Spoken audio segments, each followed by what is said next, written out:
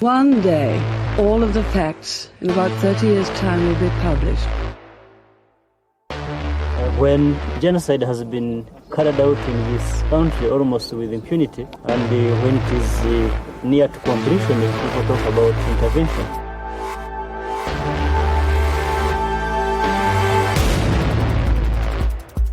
You don't get freedom peacefully. Freedom is never safeguarded peacefully. Anyone who is depriving you of freedom isn't deserving of a peaceful approach.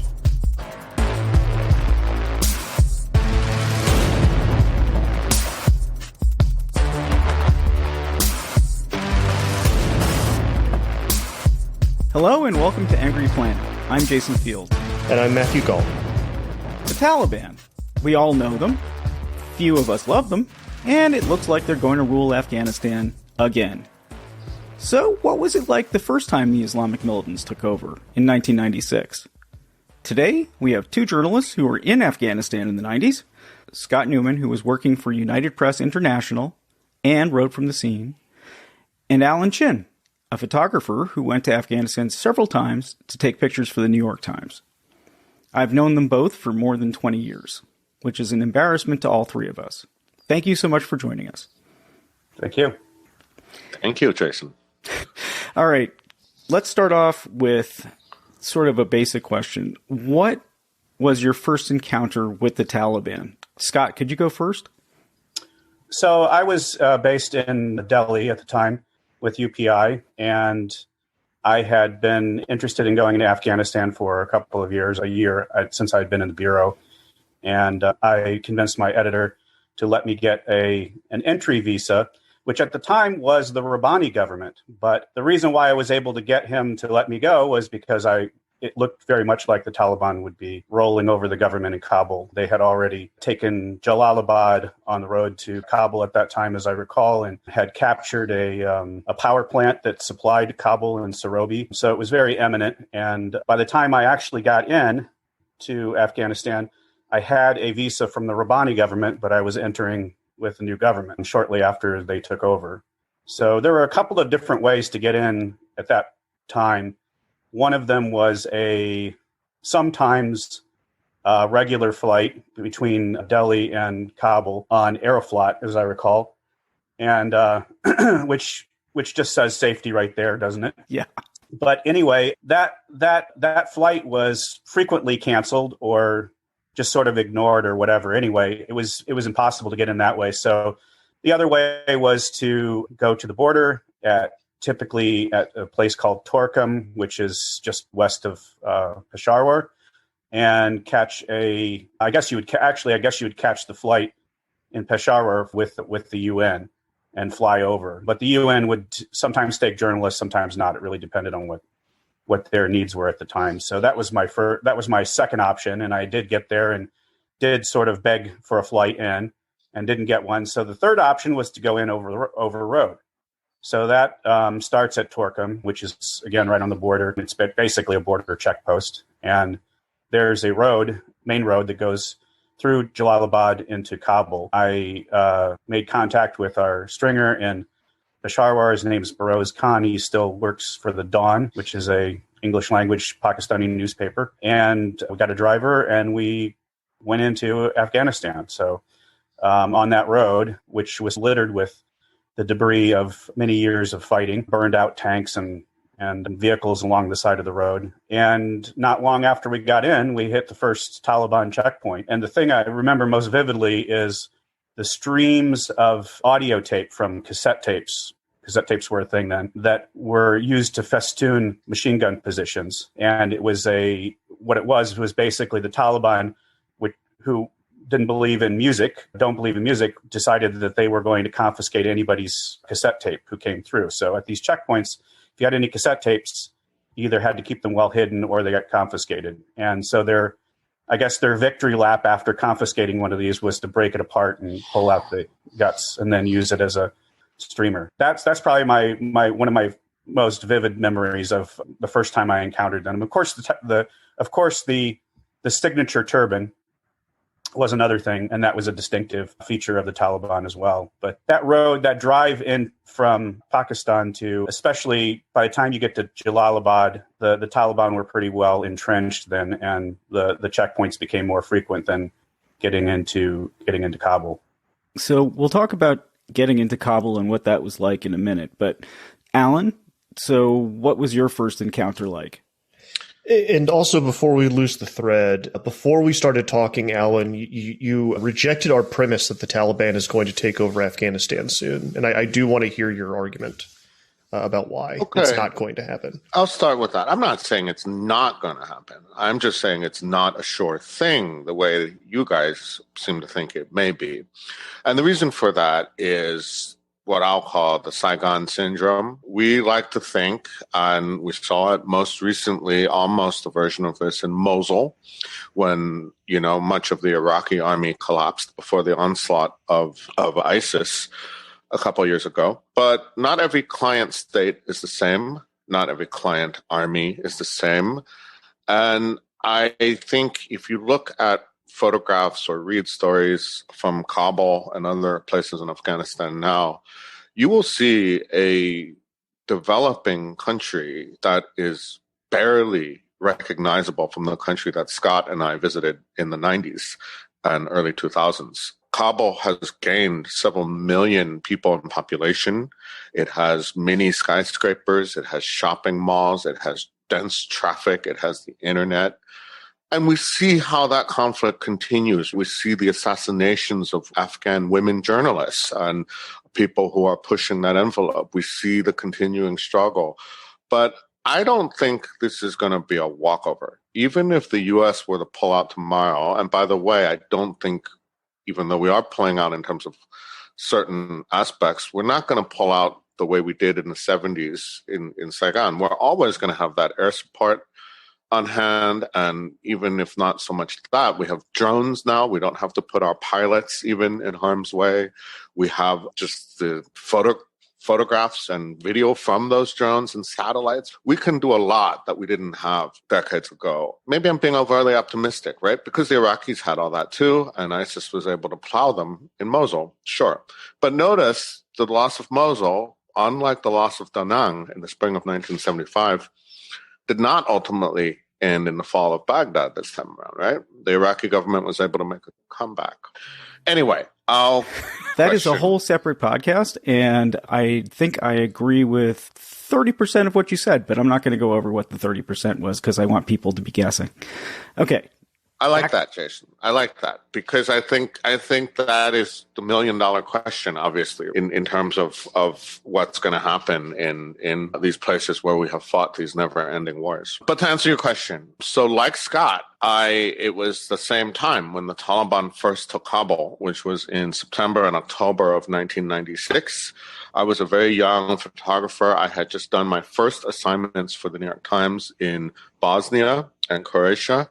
And I was actually sleeping on the sofa of the New York Times correspondent in the Balkans, Chris Hedges, and he woke me up late at night. And his first question was, "Hey, Alan, would you mind going to London tomorrow?" And I said, "Well, sure. Why?" And he said, "Because John Burns, who is our senior foreign correspondent, is on his way to Afghanistan, where an Islamic fundamentalist group called the Taliban have just seized power. And unfortunately, his satellite phone was stolen out of his car in London. And so can you please take the one here from the Sarajevo Bureau and fly it up to London and hand it to him?" And this was a time when satellite phones were the size of a briefcase. They weighed about 25 pounds. They cost about $20,000. And it was about $3 a minute to transmit either data or to talk with voice. And so I said, "Sure, yeah. Weekend in London. Sounds great. This New York Times thing has perks that I didn't imagine." And I went back to sleep. And maybe an hour later or half an hour later, he woke me up again. And so I wasn't getting very much sleep that night. And he said, "Oh, and by the way, Alan, do you want to go to Afghanistan?" And I said, "Yeah, I do." Other than what I'd read in the papers and growing up, my generation, with the Soviet war, of the 80s, I didn't really know very much about Afghanistan at all. I'll be the first to admit that. I had really done my research on the Balkans, which is where I was and which I had meant to really dive into. And this other extraordinary opportunity landed in my lap. And of course, I wasn't going to say no. I think it was one of the biggest breaks of my career. And I'm very lucky and very privileged to have had it. And I'd be the first to say that. And I thank the people who gave me that chance. And yeah, I too found myself in Peshawar at the hotel, and I put my name on the waiting list for not the UN plane, but the ICRC, the International Committee of the Red Cross, because they were flying into Kabul also.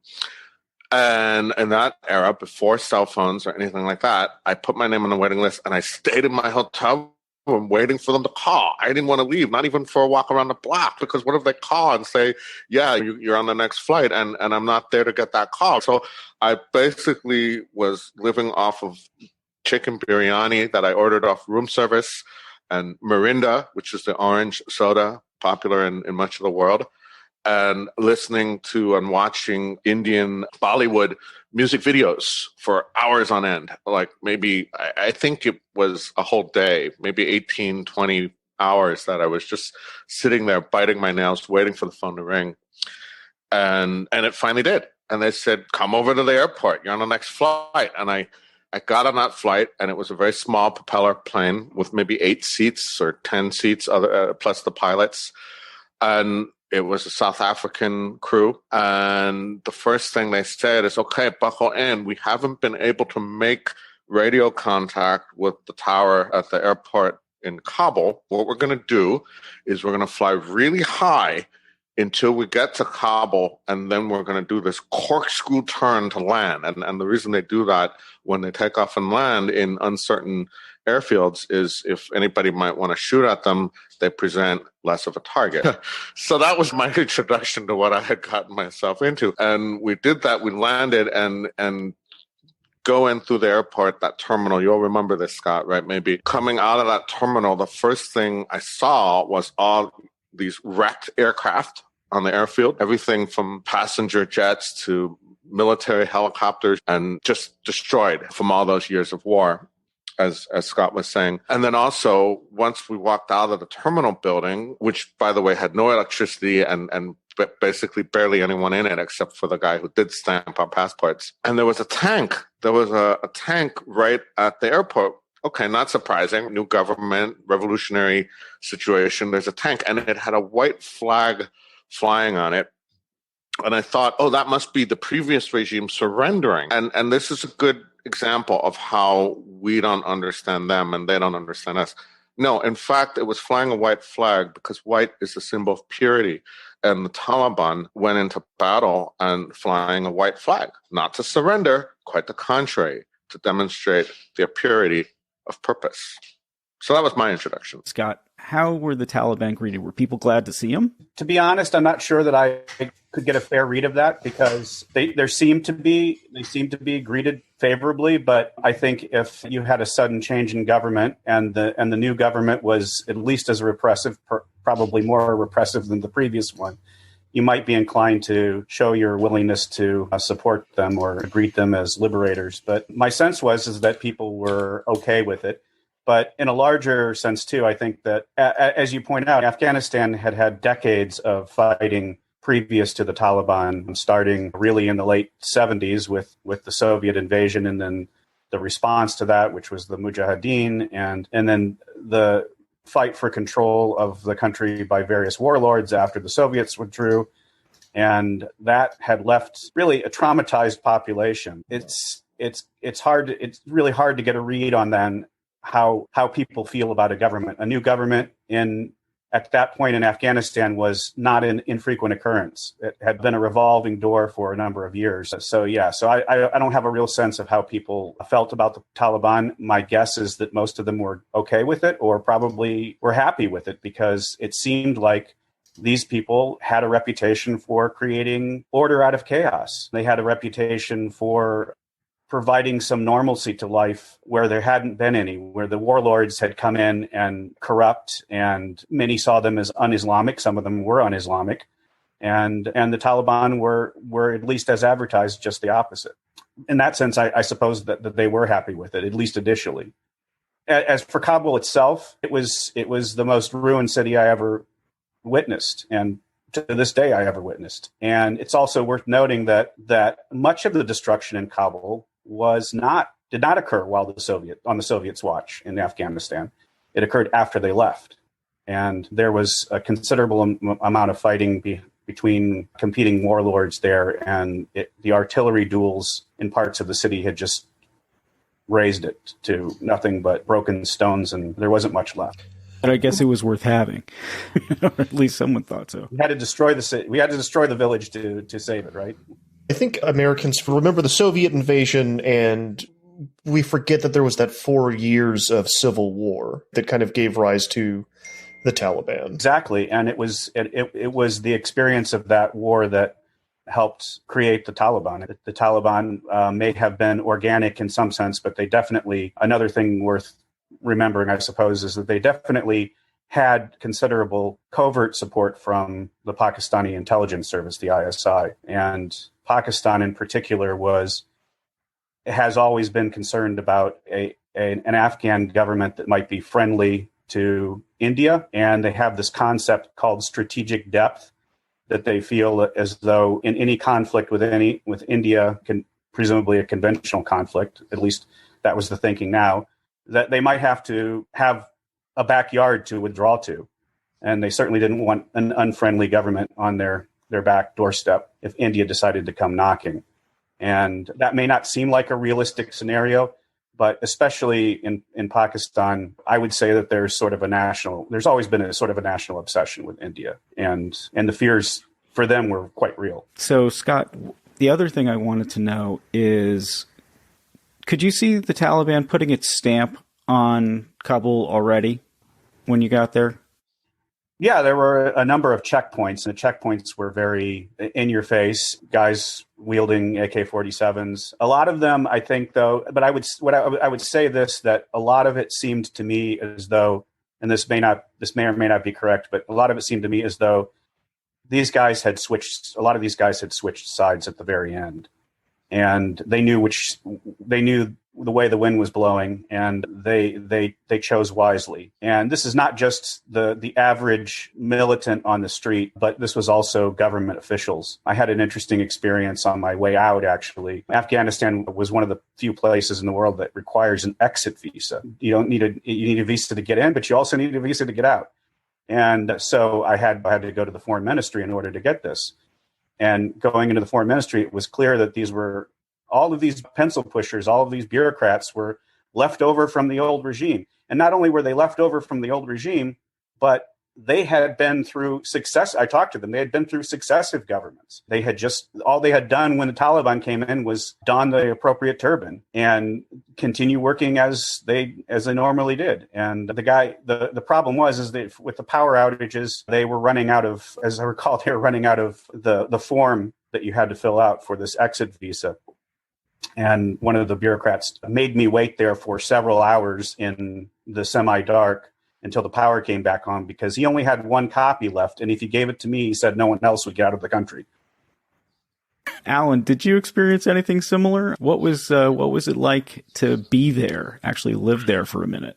Yeah, in those first days, one thing that was very noticeable on the streets of Kabul was the absence of women. And this really answers that question about how did people accept the Taliban? And of course, the answer to that is, who are you talking to, or at least observing? And certainly Kabul, then and now, is a big city. It's a middle-class city. It has a lot of educated people. A lot of these people did not want the Taliban there, right? And especially the women, the middle-class and upper-class women, but even working-class women, were afraid to go onto the streets because the Taliban reputation of sexist violence, everyone knew about that. So they made themselves scarce for the most part. There were very few women on the streets. And so that was number one. And number two, Scott was talking about those cassette tapes that they would break and unwind. And indeed, that was actually, the Taliban had a religious police. And I had a very interesting conversation with a young member of this force. And I asked him, and I said, we were standing in a courtyard of one of a police precinct or something like that. And there was an enormous pile of destroyed televisions and broken cassette tapes and things like that. And I said to him, I said, wow, this is impressive. You've destroyed all these things that you consider quite corrupting and terrible. But do you yourself have a lot of or any experience actually watching television? Do you understand, how well do you understand what you're destroying? And of course, I phrased that in a maybe more polite way than I'm saying it now. And he spoke good English because many of them had been educated in Pakistani refugee camps, and so they had decent English. And he said, it's actually very simple. I have watched a lot of television because I was in Pakistan. And I said, really? You actually watched a lot of television? And he said, oh, yeah. What I really loved were those nature documentaries, especially the ones of the oceans where you have the big ships and the big fish. And I imagine maybe in a landlocked country that might be interesting. And I said, wow, okay, so you really enjoyed that. But if you really enjoyed that, then why are you destroying all these televisions here? And his answer was really simple. He said, because that is all well and good for you meaning you non-Muslims, you people in the rest of the world. But for us, it's wrong and corrupting. And to him, that answer made sense. And of course, it didn't make a lot of sense to me, but I had to wrap my head around that one. And a similar story, and this was at the front line, actually, with a Taliban combat unit that was fighting the forces that never stopped fighting them, the forces led by Masood, the ethnic Tajik commander, Mujahideen commander, and then leader against the Taliban. And this was near the front line, and the Taliban were firing these big Katyusha rockets at their enemy positions. And this junior officer was cleaning his pistol very meticulously. He had it all laid out, cleaning his pistol. And so I figured it was a good time to stop and chat. And he looked at me and he said, and this was through our translator, so this was not in English, but this was the way it was translated to me. He looked at me and he said, oh, hi, welcome. You must be a foreign journalist, words to that effect. And I said something like, yes, I am, and just want to see what's going on here, blah, blah, blah, you know. And he then says, oh, just so you know, you're going to hell, right? And I said, what do you mean? And he goes, because you are not Muslim. You guys are infidels and you're doomed. And I said, but what if I help old ladies across the street? What if I try to do my share of good deeds in the world? Will that help me? And he said, no, not really. You should do that anyway, because you should be good to your own people, but it's not going to save you. And he said this without any animosity. It's just the way the world is. You gotta, and so I hope these anecdotes illustrate a little bit of what the kind of pedestrian reality of that kind of thinking is. And from the distance of decades, it's not that different, perhaps, than some of our own people here. Yeah. Alan, I had a question. Your anecdote's really striking. One thing that I thought was super interesting that you said was about misunderstanding the white flag and what it represented in a different cultural context. Can both of you tell me what you think Americans get wrong about Afghanistan? Normal person on the street. What is the biggest misconception of the country, do you think? I would say, I think one, we tend in the United States and in Western countries in general, we tend to think that our identity is wrapped around the nation state, and that other labels that we carry, whether we're even in the United States, whether we're what our religion is, typically comes second, or maybe even third, where our region is, that those sorts of things all are like secondary to the fact that we're Americans first. In Afghanistan, and also this is true very much in Pakistan, and particularly along the border where Afghan people consider themselves, many people would traditionally move back and forth across this very porous border, and they considered themselves, a lot of them in Pakistan consider themselves Afghans. But for them, their religion and their sectarian identification of in that religion was typically paramount, and or probably close second, or maybe at an equal level, was the tribe that they came from. Remember President Karzai, that Karzai is the name of a tribe. Yusufzai is the name of a tribe along the border. And those sorts of things were much more important to them than what country they belonged to. In fact, I wasn't always clear that there was a sense that people who lived in the border region were either Afghan or Pakistani. So that, I think that's probably the biggest thing that Americans don't understand. So when we think about geopolitics, we assume that this neatly drawn map with borders that intersect means a whole lot to people who live in that area. And of course, this is true. This is not new, and this is true. This was, of course, true from colonial times, but in places like Africa. But people on the ground, people in small places, who live in small places in the middle of what we would consider nowhere, don't necessarily have the same view of what a country is that we do here. I would answer that question precisely on this notion of the middle of nowhere. I think Americans still have this idea that this is a primitive place and a remote place and an exotic place, a place that is very much the other.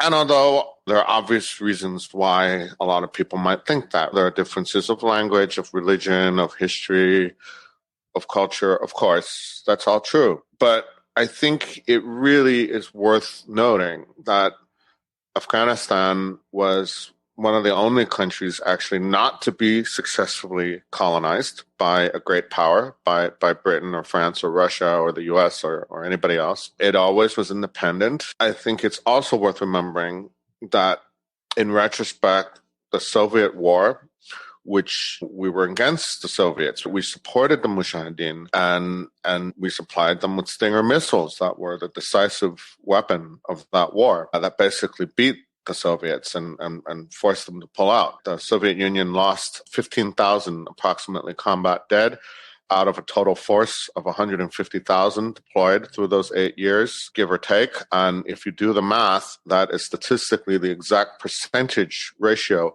of the number of American dead vis-a-vis our engagement in Vietnam, also over 8 years. So it was the Soviet Union's Vietnam, really and truly. And we were enemies. But we forget that in retrospect, in Afghanistan, the Soviets were actually also the modernizers. They were the ones who brought more equality and opportunity for women. They were the ones who built highways and dams and power stations. They were the ones who selected members of the Afghan elite, certainly, to go to university in college in Russia and other parts of the Soviet bloc, right? And the Americans competed in that as well in that time, because it was this kind of neutral place, the way that Yugoslavia was and other places. And the Americans also built highways and schools and hospitals. Both sides did that. But the Soviets, being much closer, because they were the neighbor, were more visible. And so that was always, in some ways, the great tragedy, that all the forces of modernity, of what we would call, for lack of a better word, secular humanism, or not even democracy, but something resembling civil society as we know it in the West, that became impossibly and to extricate that from the Soviets, right? So the Soviets, who were these invaders, who were not democratic, who were an authoritarian superpower in decline, lashing out violently in this vicious war, were also the people that were associated with modernity and secularism, and that combination became impossible to untangle. I don't think Americans think about that, know about that, appreciate that. And therefore, when we showed up after 9/11 and we decided we now were going to be the forces of democracy and modernity and secular humanism and civil society, it's tough, right? Because the last people who came around promising that were the Soviets. So wait a minute, what's going on here? I think there's a complexity to that is very hard, even for experts and for people with the best intentions to figure out on any side, on the Afghan side, on the American side, on the Russian side, and so on. If I could just, I agree with all of that. I would just say that I think it's probably worth pointing out that much of that modernizing effort, if you want to call it modernizing, that the Soviets brought in, most of that was concentrated in places like Kabul. And Absolutely. Once you get outside the city, there are different attitudes, there are different views of the world, and there is a lot of Afghanistan that is not urban. And mostly, most of the population lives not in the cities at all. It's like overwhelmingly, it's countryside.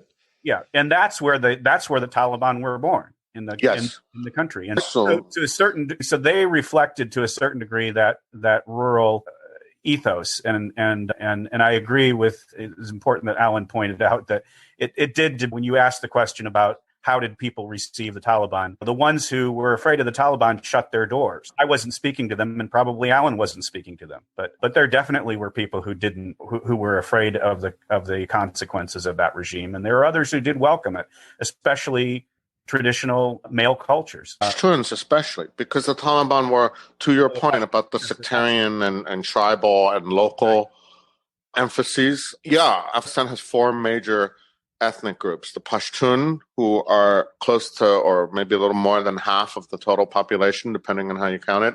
And then the ethnic Uzbek and the ethnic Tajik, and a group called the Hazara, who are also a Turkic people, but look like me, or I look like them. They're the most East Asian looking. And the Hazara are also Shia, and everybody else is Sunni. And so you have those breakdowns as well. And the Taliban were and are a primarily, almost entirely Pashtun movement. And Masood was ethnic Tajik, and some the other major ethnic Uzbek warlord was he was a former Soviet sponsored general, and then he became the ethnic Uzbek warlord. And so you had the ethnic Uzbek and ethnic Tajik regions and ethnic Hazara regions of the country united to fight this primarily Pashtun movement of the Taliban. And now none of these regions are entirely easily defined, right? Like, it's not like this entire province is Pashtun and this entire province is Tajik. Like in a lot of countries with sectarian issues and conflicts, right? You're going to have regions within regions that are more one than the other. So, for example, the province of Kunduz, which is right in the north there, has been a Taliban stronghold because it's an ethnic Pashtun majority in an otherwise mostly Tajik area. And so you have very complicated things like that. And that has made the war very messy and very ugly, and also means that you can't simply, as the colonialists often did, you can't simply draw a line on a map and say, okay, guys, you go there and you go here. It doesn't work that way. Not without more horrific ethnic cleansing and population transfer. You mentioned Dostum. One of my walkabouts outside of Kabul was up through the Salang Tunnel, and his forces were based just north of that tunnel. It was a very long, at least it seemed quite long to me, dark tunnel. Oh, amazing. I did that exact same trip. Going up through the hills, and in fact, it was very poorly dressed for the thing because we left Kabul and it was warm, and by the time we emerged from that tunnel, it was actually snowing. I was freezing my ass off, but as you came out of the tunnel, there was a tank parked right on the outside of the tunnel that was obviously protecting the pass, an old Soviet T whatever. I don't know how old it was, but it was all Soviet hardware there anyway. But the contrast between his forces and the way they were equipped and sort of the ragtag groups that you saw elsewhere was quite remarkable, I thought. All of these guys were wearing full uniforms, nothing missing from their uniform, Soviet style uniforms, and they had coats, and all of the military equipment seemed to be basically in working order. It was clear that this guy had gotten a lot of money from the Soviets even after they left. So yeah, not only that, they had hammers and sickles on their belt buckles, some of them. I didn't remember that. Yes, because it was old Soviet stock, and it was extraordinary to see that. And I actually went. So I'll tell you. Here's a funny story about Dostum and Masood. and Halili. So I did that exact same trip as you, Scott, going through the Salang Pass, through the tunnel, which truly is one of the great engineering feats of Asia. The Soviets built it in the 60s. It's a mile-long tunnel that goes right through the Hindu Kush mountain. If you've ever been in Europe, it's like the Brenner Pass. It's one of those amazing places. And yes, even after you go through the tunnel, there's those snow galleys, because they cover the roadway with a concrete roof, basically, because in the winter, the avalanches of snow and even just the snow accumulation meant that it was easier to build a miles-long covering over the roadway than it would be to try to keep shoveling it. And as I remember, just as you said, Scott, as we moved through there, we came up to the first Dostum checkpoint. And yeah, exactly as you described. But I'll say this, Masood's guys, who were nestled in the Panjshir Valley, they didn't look as well dressed, but they had a better reputation as fighters. And so we had actually crossed the front line. We had left on the little road trip we did. We left Kabul, we drove north, and we reached the front line, and we actually had what I like to call a magic letter that permitted us to cross the front line. And we got to that checkpoint. We kept going because we wanted to go to Mazar-i-Sharif, which is the biggest city in the north, and Dostum's. But along the way, there was a Cadillac, an American Cadillac, traveling at high speed, going the other direction, going south.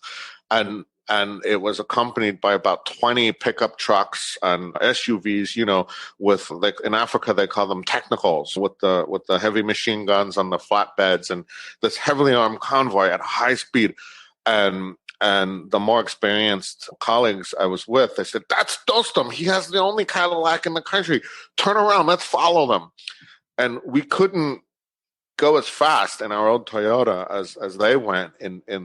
But basically, as we went, there's only a few roads, right? So as we got to East Crossroads, we'd ask someone, and we'd say, "Which way did the convoy go?" And they say, "That way." So we kept going, couple hour chase. And we arrived eventually at a small village called Hinjan. I'm probably mispronouncing it, but in English it's transliterated as Khinjan, and it was a small little place that originally had been built to support the workers building the Salang tunnel. So it was north of the tunnel, but in that area. And a helicopter lands, and Masood comes out. And Dostum and Masood, who in that period of the warlords fighting each other had been enemies and also allies, and then enemies again, and then allies again, God knows how many times. But now they're faced with the Taliban, right, that have seized Kabul. They decided that they needed to kiss and make up and form an alliance, and they did, along with Halili, the Hazara representative. Their negotiations and talks went late into the night. There was no electricity, and they didn't let it was the foreign journalists, was myself and John Burns from the New York Times, Jonathan Steele from The Guardian, I think a young man from the Telegraph newspaper, and a Russian TV crew. And they didn't let us in, of course, while they were working and talking. But finally, and it was past darkness, and they said, "Come in now." And they let us in, and by the light of a kerosene lantern and the Russian TV crew's battery-operated light, these guys signed the document that created what they call the United Front, or the Northern Alliance, to fight the Taliban. So I got to see that meeting, and indeed it was amazing to see the Dostum guys in their Soviet-style uniforms, the Masood guys in their much more kind of guerrilla outfits, and all of them getting together to fight the Taliban. And amazingly, it was an alliance that lasted until the Taliban were defeated with American help. So, and its successors, the people who jockey for power now in the elections, and also not only in elections, they're all descended from, or in some cases, back then they were the younger members of those groupings. Wow. I was hoping you were going to tell us some of your experience of things that you saw. Didn't realize you saw that, so that's pretty cool. All right, Angry Planet listeners, we're going to pause there for a break. We will be back right after this. In the fight against COVID-19, working together is more important than ever. At Facebook, we're continuing our collaboration with European governments, organisations and researchers. In Spain, the World Bank is using Facebook disease prevention maps to forecast needs for testing and hospital beds. And we've worked with governments across Europe to build WhatsApp chatbots that answer questions about COVID-19 quickly and accurately. Get the full story at about.fb.com/Europe. Thank you for listening, Angry Planet listeners. Welcome back to our conversation about Afghanistan. So, a question for both of you is, in your experience, do you think there really is an Afghanistan? I'm just sort of struck by what both of you said about how there are different groups, different religions. It seems like the borders are just more artificial borders that were created by someone with a map. So what do you guys think? It feels like a crossroads that people happen to inhabit. Yeah. I'd say that's the third misconception. Okay. Well, then tell me, expound on that.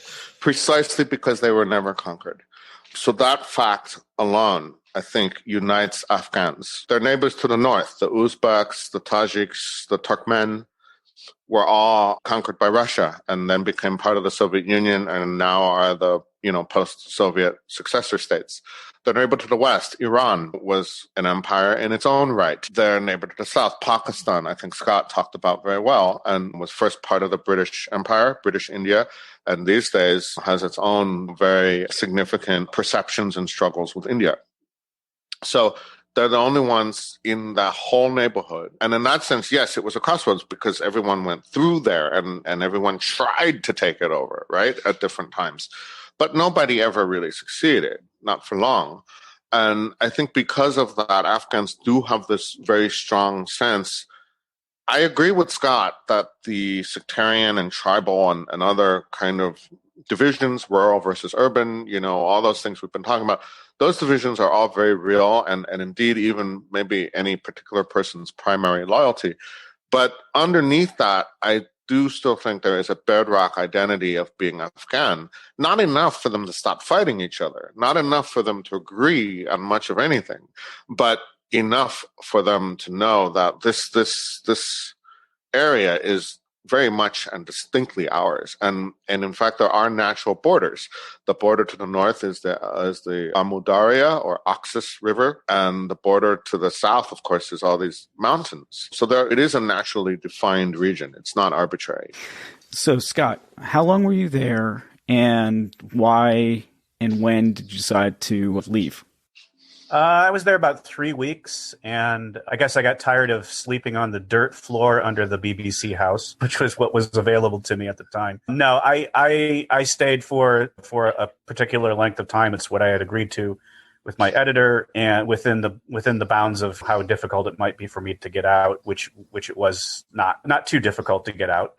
But yeah, I wanted to go back again later. I was working for the Wall Street Journal in Hong Kong, and immediately after 9/11, I think it might have been the day after 9/11. I had to go back and look at my passport, but I was sent to Pakistan, and I landed in Islamabad and worked there for a few days and wrote some stories, and then moved on to Peshawar, which is near the border.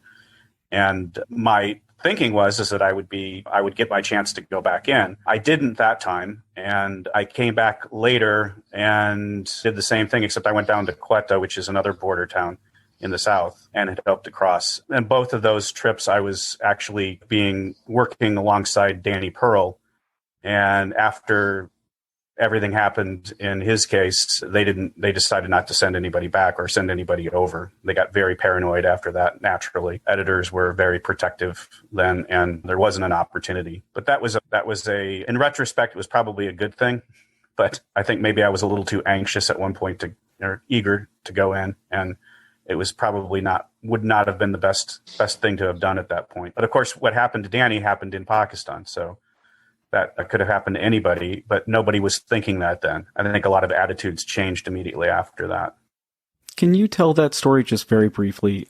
It's a while ago, and I think it resounded more in the journalism community than outside of it too a bit.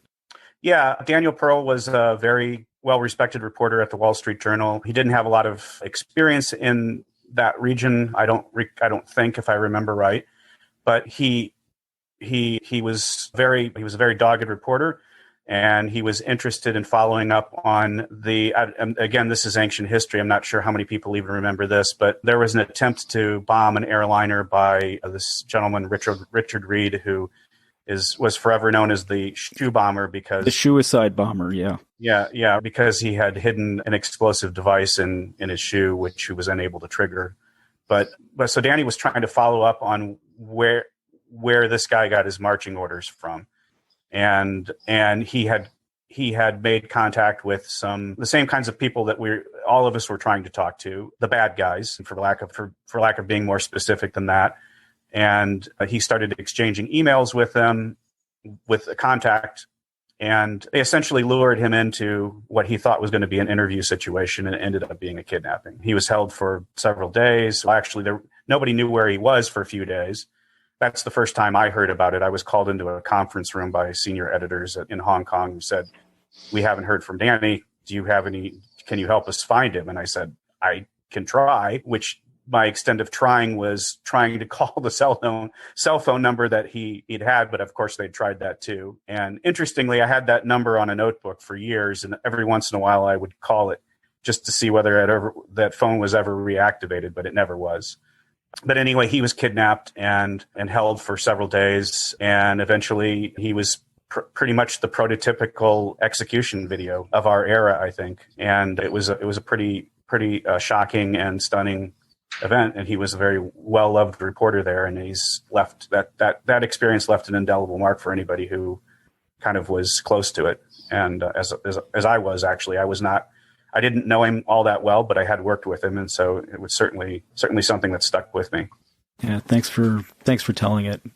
All right, I'm going to just ask Alan one more question, I think, and Matthew, you may have something else, but so what's your most indelible impression from your time there? And I know you went back more than once, and just to take us through it a little bit. Yeah, so that first trip, that when Scott and I were there at the same time in 96, I too had a visa that was a 30-day visa, and I stayed until the 30th day. And also then had to get an exit visa, which required sitting down with some Taliban official and drinking a lot of tea. Good thing I like tea, because you have to do that a lot in that part of the world. I went back in 2000, a few years later, and to cover the anti-Taliban movement that I had witnessed being formed. And so I went to the Panjshir Valley with Masood's mostly ethnic Tajik forces, and at that time they were really struggling. They were barely being kept alive by a trickle of assistance from the Russians, from the Uzbeks and Tajiks a little bit, from the Iranians of all people. The Americans were beginning to reach out to them, but the Americans were the traditional supporters of Pakistan, who were the supporters of the Taliban. And so it's like, how does that work? The enemy of my enemy is my friend, but the friend of my enemy is also my friend or my enemy? Very confusing. So the Americans were always a day late and a dollar short in that period.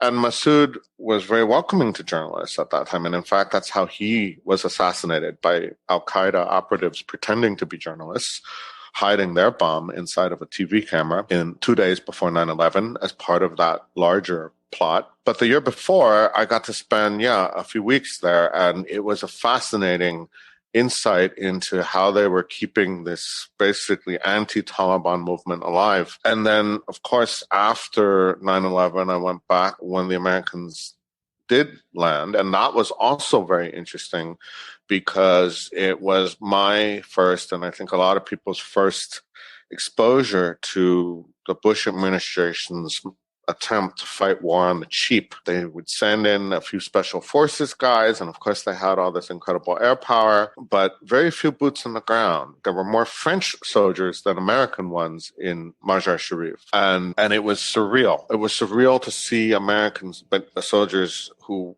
clearly at that moment were filled with righteous vengeance after 9/11, but really it was talk about a bull in a china shop. These guys were really stood out, let's say. And yeah, and that was, in retrospect, that was also when thousands of Taliban who surrendered were crammed into these container trucks, and of about 6,000 or 7,000 in this one group that had surrendered, at least 1,000 of them died inside these trucks, either from dehydration or literally being trampled to death, packed too tightly, or in some cases they were summarily executed. But because they were the bad guys, nobody really cared that much. And so there was a lot that happened right after 9/11 in those months that I don't think ever got that much attention, because we were also caught up in the righteousness of avenging 9/11. Can you tell us a little bit more about your experience with the Northern Alliance, Alan? Especially with Ahmed Shah Massoud? I flew on helicopters with him, and these helicopters were held together by duct tape. And Massoud, and I'm not a religious person, so I don't know well enough the significance in different religions, but he had these beads, like rosary beads, although I'm sure they wouldn't call them that, but similar. And he was an incredibly calm and charismatic guy. But as we're riding these helicopters through bad weather and dust storms, and he's sitting there, not really talking to anybody, playing with his beads. And I'm just like, wait a minute. If the Generalissimo is playing with his beads like that, maybe I should be a little worried too. But it wasn't that which killed him. No, it was really an incredible place. And I think I have to get back one of these days, but. I outside of the cities, and especially a place like Kabul that was I'm sure magnificent at one point, but had been ruined. I'm reminded of what I think Neil Armstrong said of the moon, and because in a way the place was a moonscape. It has a stark beauty all its own. That's the phrase that comes to mind. That's the horrific kind of thing. I think that's very hard to explain to people that haven't experienced it, is that there is always this horrific grandeur when things are that destroyed. Mm-hmm. Actually, I think people experienced that with 9/11. Remember those images of the ruined wreckage, the pieces of steel, and people, and so I guess Americans did experience it with that. But imagine that, as you remember, spread out over the whole city. It was incredible. Mm-hmm. And I'm glad you brought up that it wasn't the Russians that did that. That was during, and it was actually Martia, who was an American-backed warlord, who did most of that damage. And I believe he was always very fundamentalist to begin with. So even before the Taliban, he had been using, in some ways understandably, he had been whipping up the Islamism as a counter to the Soviet communist idea, right? And the Americans backed him because they thought he was the strongest one of all those warlords. And he turned out to be, they were all nasty, but he turned out, I think, to be one of the nastier ones. It's built into the job description, being nasty. Well, with Dostum, the story was his soldiers were called the carpet boys because they would show up in your house and they would take everything you own and put it in the middle of your carpet and roll up that carpet and steal it. So those were the carpet boys. Right? Good to have a brand even then. That's right. Yeah, good stuff. I don't know. Good stuff. Yeah. But what made you guys want to do this thing in Afghanistan? And why interview us? Why not interview people that have been there like really recently? First of all, you guys are cheap. Oh, that's true. We wanted to talk about what it was like then. We wanted to get that different perspective. We've got people in the Rolodex we can call up and talk about what's going on there, and we've had them on before. But we wanted to look back a little bit. Yeah, and I think I was thinking that what you might have seen might be indicative of some of what we might see going ahead. And I think we got it. I think we got that a little bit, even if Alan completely disregards the premise. But that was part of my thinking too. I think you were smart to talk to a photographer. He obviously speaks in pictures. Yeah. I don't know. I guess I spent too much time with Massoud and Dostum and the anti-Taliban people and not enough time with the Taliban.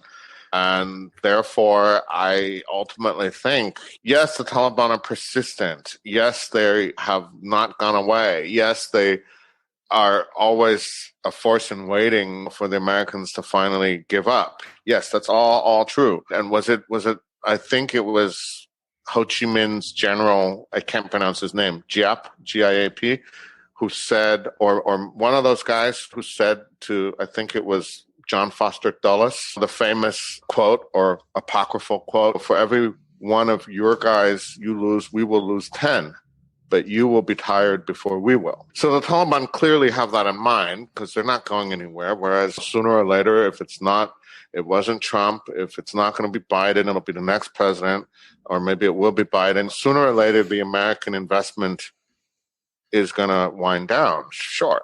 Eventually, everybody goes home at some point. At some point. But also for unemployed young men, and militancy becomes a profession. It's they a lot of times there aren't any other options, and so continuing to fight is. I suppose it's probably like a little bit like prison. It's like they say people who commit crimes in their 20s eventually they're pretty much done with that phase of their life by the time they're 40. You can just let them out, but it takes a while, and a lot of them don't survive that long. Yeah, I also do look at, I hate to say this, successful counterinsurgency. After 30 years, the Sri Lankans crushed the Tamil Tigers like a bug when they finally got around to it. The Salvadorians, with a lot of American help, the FMLN fought them to a draw, you could say. Yeah, so you look at these things, and can an Afghan government without major U.S. military assistance survive? And yeah, it's easy to say, like I said earlier, that look at the Iraqis, that didn't do too well. But look at the way the Iraqis bounced back. They mobilized the Shiite militias, and they said, okay, these ISIS guys really made us look bad, and let's deal with them. And they did. They got a lot of help. My God, did they get a lot of help? They had Soleimani coming in from outside, Iran backing them to the hilt. We lent air power. But that will happen again. Yeah. The Iranians don't like the Taliban. No, that's true. That would be interesting if we end up in this another kind of position like we were in with the Islamic State, where we have the enemy is my friend situation but in Afghanistan. Would be interesting. It's always been that way. Right. That would be, I think we've done an episode about this, but I'd always like to go back and look at that very strange period in Syria where everyone was working together against the Islamic State. Yeah. Trying not to mess up everyone's airspace too bad. And yeah, it was an interesting little campaign against them. Well, yeah, except the Russians were actually bombing anti-Assad positions instead of the Taliban. But sometimes you're going to take opportunities where they present themselves, Chase. Look, if you see a carpet and you can put stuff in it and roll it up, what's going to stop you, dude? Are there things you miss, Alan? I mean, would you ever want to go back? I think at the end of the day, I've always wanted to go back. Unfortunately, other things in the world keep happening and in my life keep happening. So I have not yet gotten the chance to go back. But when I do look at photographs and reports and videos and read things from Afghanistan now, yeah, I think it would be beyond recognition, really. I've also read accounts. There was a generation after World War II of journalists and veterans and other people who were then in their 40s and maybe 50s going back to places in Italy and France where they had been during the Second World War. And they wrote up their kind of thoughts. And I realized with a little bit of shock, that's as much or more time has now passed for me and Scott as well. And if you think about it, if you're going back to visit the Ardennes forest in the mid or late 60s, that's 20 years after World War II. And it's already now been 20 years since 9/11 and 25 years since the Taliban first took power. So it's the same. It's very humbling. We like a little humility here. If we can't be depressed, we'll be humbled. That's the new tagline for the show. Stop it, guys. Hey, I really want to thank both of you very, very much for coming on and telling us about your experiences. They're not experiences that'll, that many people have. So thanks. My pleasure. Thank you guys both so much. Thank you.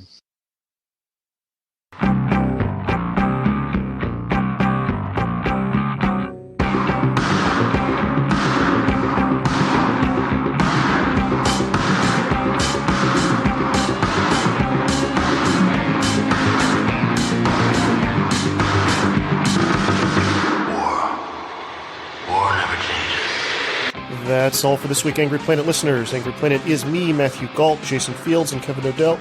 It was created by myself and Jason Fields. If you like the show, angryplanetpod.com. You can sign up for our Substack.